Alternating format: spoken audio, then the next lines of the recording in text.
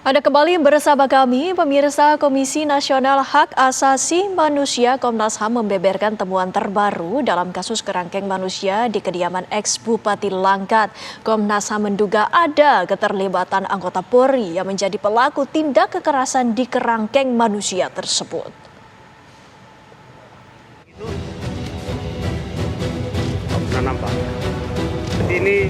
Komisi Nasional Hak Asasi Manusia Komnas HAM mengungkap temuan terbaru dari kasus dugaan kekerasan kerangkeng manusia di kediaman ex-Bupati Langkat terbit rencana berangin-angin.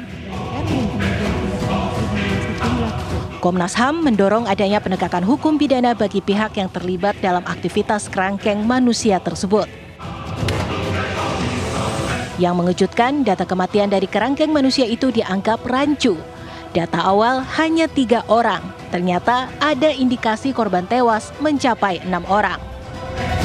Pertama adalah penegakan hukum pidana bagi pihak-pihak yang terbukti terlibat.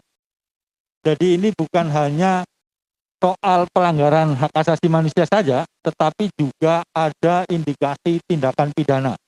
Karenanya kami merekomendasikan kepada Kepolisian Republik Indonesia, khususnya Polda Sumatera Utara untuk melakukan penegakan hukum pidana. Itu yang pertama. Melakukan pendalaman informasi jumlah kematian yang lebih dari 3 orang. Jadi kami menyampaikan ada 3 orang yang meninggal, tapi yang perlu pendalaman lagi ada informasi terkait dengan 3 orang tambahan. Jadi 6 lah ya. Yang 3 dan yang harus didalami lagi 3 lagi. Temuan faktual yang dikemukakan Komnas HAM juga menunjukkan dugaan keterlibatan anggota Polri.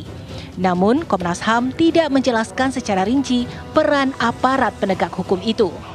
Dan melakukan pemeriksaan terhadap anggota yang terlibat dan memberi sanksi jika terbukti.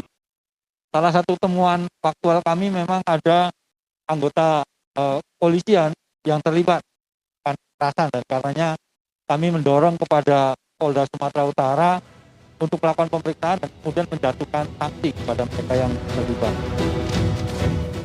Keberadaan kerangkeng manusia yang telah berdiri sejak 2010 terungkap pasca terbit ditangkap KPK atas dugaan korupsi menerima suap proyek infrastruktur. Terbit menampik bahwa kerangkeng itu digunakan untuk perbudakan modern, melainkan hanya sebagai tempat penyembuhan bagi para pecandu narkoba.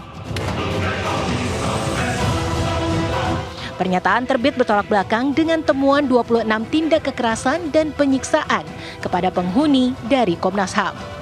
Tim TV One mengabarkan.